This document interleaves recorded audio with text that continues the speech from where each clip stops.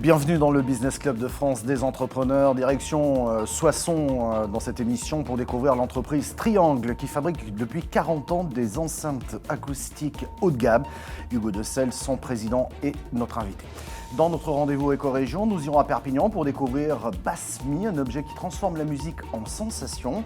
Nous irons également en Moselle pour découvrir Jeudi Amplification. Il fabrique des amplis à lampe sur mesure. Et puis dans les Vosges avec Vibrawell qui réalise des baguettes en bois pour les instruments à percussion. Et puis le rendez-vous du médiateur des entreprises, Pierre Pelouzet. Il nous parlera de la charte relation fournisseur responsable qui fête ses 10 ans. Soyez les bienvenus. Hugo Decelle, parlons tout de suite. Bonjour d'abord. Bonjour. Je voulais rentrer dans le vif du sujet. Bonjour Pierre. Bonjour Michel. Je voulais rentrer dans le vif du sujet avec Triangle. Triangle, c'est l'entreprise que vous présidez. Vous fabriquez des enceintes acoustiques. On va parler effectivement de toute la R&D qu'il y a autour de ces enceintes. Mais pardon pour cette question, on va commencer là-dessus puisqu'on en parlait juste avant qu'on démarre. C'est qu'aujourd'hui, j'ai l'impression que tout le monde a une enceinte connectée à la maison. Que tout le monde a une enceinte de marque, on va les citer comme ça, ils seront contents, Marshall ou De Vialet pour citer les Français, et qu'il faut arriver à se différencier là-dedans. Comment vous faites, vous ? Alors, tout d'abord, il faut comprendre ce qui est en train d'arriver à cette industrie. C'est que le digital change beaucoup de choses et change aussi le marché de la musique. Avant, la musique était sur des supports physiques comme le CD. Les choses sont en train de changer, ça devient dématérialisé. C'était des fichiers stockés dans nos téléphones et maintenant, même dans le cloud, on stream en direct. Il y a eu une partie où on s'est dit, les fichiers vont être compressés de basse qualité parce qu'il faut qu'ils soient légers.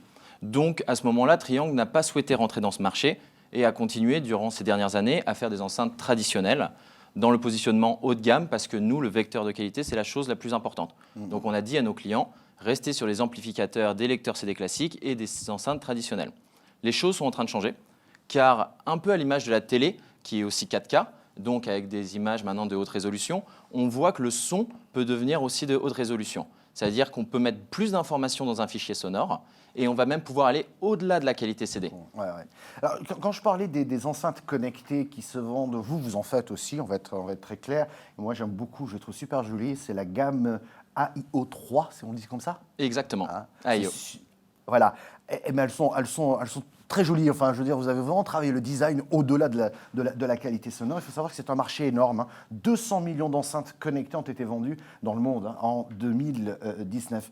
Alors, on va rester dans le vif du sujet. Vous développez, j'imagine, vos propres haut-parleurs, vos propres caissons. Ça, c'est cette partie R&D. Comment est-ce qu'on innove dans le son ? Vous le disiez tout à l'heure, demain, on pourra lui donner plus d'informations, pour lui donner certainement plus de relief. Mais après, je dirais un haut-parleur. Pardon, mais il reste un haut-parleur. Exactement, c'est une technologie qui est connue depuis longtemps, depuis des années, et c'est pour ça aussi qu'on se revendique en tant qu'artisan. Ça veut dire que le savoir-faire, la méthode de fabrication, nous la connaissons sur les haut-parleurs. Par contre, comme chaque artisan, tous les ans, on essaye d'améliorer, d'aller un peu plus loin, de vraiment pousser le travail, la rigueur et l'excellence à son paroxysme pour faire un haut-parleur de toujours de meilleure qualité. Et ça, c'est très important. C'est une partie en fait où on s'améliore chaque année. Et la R&D passe aussi maintenant, justement, dans les enceintes connectées, à intégrer des amplificateurs pour avoir justement des enceintes tout en un. Justement, l'enceinte Triangle AIO inclut des haut-parleurs, un caisson, un amplificateur et des modules de réception de la musique en Wi-Fi. Et ça, c'est très important parce que le Wi-Fi va permettre de traiter le son haute résolution. Ça veut dire quoi ? Que vous êtes à la recherche de ce qu'on pourrait appeler une signature ou une identité sonore, j'ai presque envie de dire, lorsqu'on écoute un son d'un haut-parleur ou d'une enceinte, bien entendu, Triangle, on doit peut-être presque le percevoir. Tout à fait, ouais. Ça, déjà, on a, comme beaucoup d'acteurs de la haute fidélité, on s'intéresse énormément à la qualité sonore. On n'est pas là que pour les fonctionnalités, nous sommes là pour la qualité du son avant tout. C'est ce qui nous structure, c'est ce qui fait notre identité. Après, on a aussi une signature sonore chez Triangle qui est assez atypique, qui vient de notre fondateur, justement Renaud Devergnette, qui était un grand mélomane et fan de musique classique, et qui cherchait quelque chose qu'il ne trouvait pas dans les enceintes de l'époque. C'était un certain détail, un certain dynamisme, voire une scène sonore. Il voulait que quand on ferme les yeux, on soit capable de placer les instruments, justement, dans une scène sonore qu'on se projette à l'intérieur de nous-mêmes. Et c'est à peu près ça qu'on essaye de faire dans chacune de nos enceintes. On va parler de vos projets, mais puisque vous parlez de musique, justement, on va parler de musique. C'est l'heure de notre rendez-vous Éco-Région. Direction Perpignan pour découvrir Basmi, un objet qui transforme la musique en sensation. Nous irons également en Moselle, où Jeudi Amplification vous propose des amplis à lampe sur mesure. Et puis dans les Vosges pour découvrir Vibrawell, qui réalise des baguettes en bois pour instruments à percussion. C'est tout de suite Éco-Région. Ah oui. Cet objet blanc posé sur le thorax de Camille est connecté à un lecteur de musique. Ça marche bien. Il vibre au rythme des basses d'une chanson. J'ai pris une enceinte et elle est tombée sur moi. Là, j'ai senti qu'il y avait possibilité de rendre une nouvelle dimension à la musique.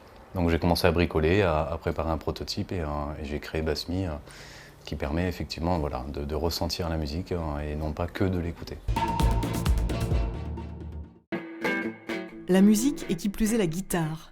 Voilà ce qui depuis toujours fait vibrer Julien Jeudi.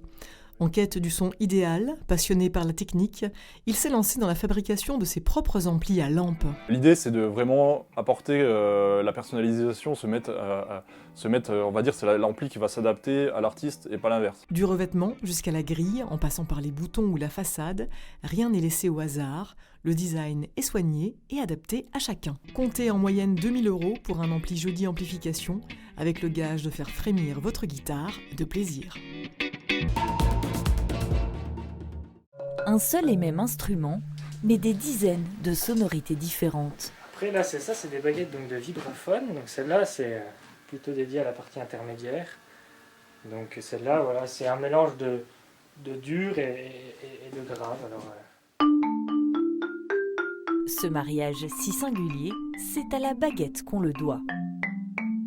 Qu'elle soit en bois, en bambou ou en rotin, surmontée d'une tête en caoutchouc ou en laine, la baguette résonne en fonction de sa composition. Après, non loin de Bruyères, l'entreprise Vibrawell en a fait son cœur d'activité. Hugo Dessel est notre invité. Vous avez vu qu'il y a encore des amplis à lampe qui existent. Alors, je ne sais pas si ça fait un meilleur son que ce qu'on a aujourd'hui, mais en tout cas, ça a bercé de grandes générations. Et puis, il y a peut-être aussi un grain, pour le coup, dans ces produits-là. C'est ça, c'est que les amplis à lampe, en fait, ont un grain assez particulier, quelque chose d'assez chaleureux, assez doux, et c'est ça qu'on apprécie.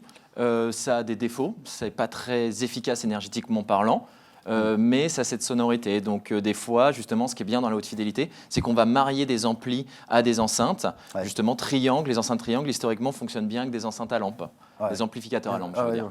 Ah ouais, vous voyez comme quoi. Vous parliez tout à l'heure de la musique dématérialisée dans ce pays. 50% des revenus de la musique en France provient donc de cette dématérialisation. C'est ça, ça veut dire qu'une sur deux, elle est complètement dématérialisée.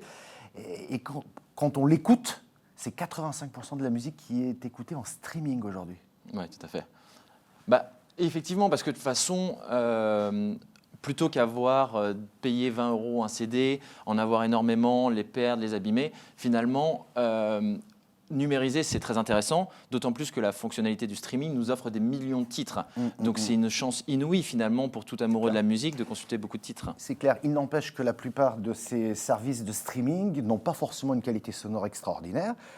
MP3, parfois MP4, pour les non-connaisseurs, c'est le niveau de compression du son. Et donc, dans certains cas, on sent que le son est compressé. Si on met de très très belles enceintes comme les vôtres derrière, alors oui, ça serait dommage. On fait souvent l'analogie, c'est comme mettre des roues de 2 chevaux sur une F1. On perd le potentiel justement de l'ensemble. Par contre, justement, tant qu'on parle de streaming, j'aimerais mettre en avant les Français justement Qobuz, qui eux font un service de streaming où l'audio est en qualité CD, voire supérieure, ce qu'ils appellent mastering.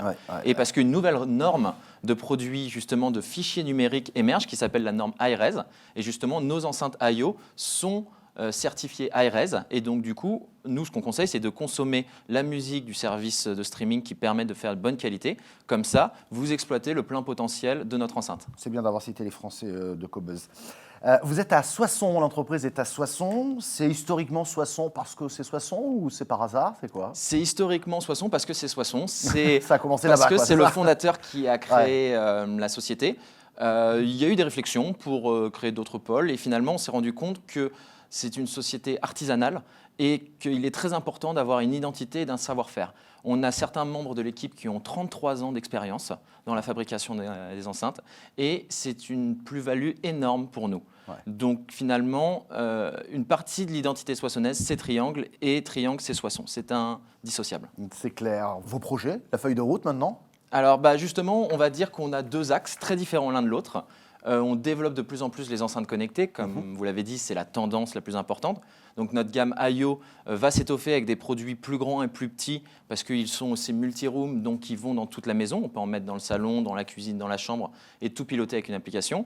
Et en même temps, on renouvelle notre très haut de gamme, nos séries Magellan, qui sont de 5 000 à 50 000 euros la paire, pour justement aller plus loin dans le savoir-faire des haut-parleurs. Ça reste notre savoir-faire clé et on doit l'optimiser parce qu'après, ce qu'on aura abouti là-dessus nous aidera sur toutes nos autres gammes de produits à l'avenir. Merci pour toutes ces précisions. C'est l'heure du rendez-vous du médiateur. Pierre Pelouzet, les 10 ans de la charte Relations fournisseurs responsables. On va peut-être rappeler ce que dit cette charte. Bien sûr. Les 10 ans, ça nous ramène quelques années en arrière, effectivement. Au début de la médiation, on commençait à travailler sur tous les sujets entre entreprises, les sujets clients-fournisseurs en particulier. Et puis on s'est dit, travailler en médiation, c'est-à-dire réparer c'est bien, mais peut-être qu'anticiper, changer les comportements, ce serait pas mal. Et donc on a travaillé entre la médiation, qui amenait les petites entreprises, et puis les acheteurs, avec le Conseil national des achats. Et on a bâti une charte qui donne tout simplement les 10 bonnes pratiques à respecter pour avoir une relation client-fournisseur équilibrée, en particulier entre des petits et des grands. On a commencé par faire signer des grandes entreprises, des SNCF, le grand des ministères, le ministère des Armées est venu signer. Et donc, une première cérémonie a eu lieu il y a quasiment 10 ans jour pour jour. Et puis, on a vu arriver d'autres entreprises, une vingtaine de nouvelles entreprises. Et puis, on a vu arriver des PME qui nous ont dit, attendez, on se reconnaît, nous aussi là-dedans. Nous aussi, on a des fournisseurs. Nous aussi, on veut être responsable. On veut participer. Puis des TPE, puis des artisans, puis d'autres acteurs publics, des collectivités. Tant et si bien que l'année dernière, en 2019, nous avions plus de 2000 signataires de la charte. Petit clin d'œil d'ailleurs, la 2024e a été signée par Tony Estanguet pour les JO 2024. Et c'est tout ça, la dynamique de la charte, une dynamique positive, de confiance. Et je ne peux qu'engager tous ceux qui nous regardent et qui n'auraient pas encore signé, à aller sur le site Médiateur des entreprises, à la consulter, peut-être à rejoindre ce club des signataires. Le message est passé. Merci Pierre Pelouzet. Merci beaucoup à vous également, Hugo Dossel, président de l'entreprise Triangle. Vous pouvez revoir cette émission en replay vidéo sur le site de votre télévision, sur le site de l'émission. Vous pouvez également nous écouter, ça va vous plaire, puisqu'on est aussi en audio podcast. Bon, c'est du MP3, mais sur toutes les bonnes plateformes, on reviendra. Et puis vous pouvez également même réagir sur la page Facebook. En tout cas, merci de votre fidélité. À très bientôt.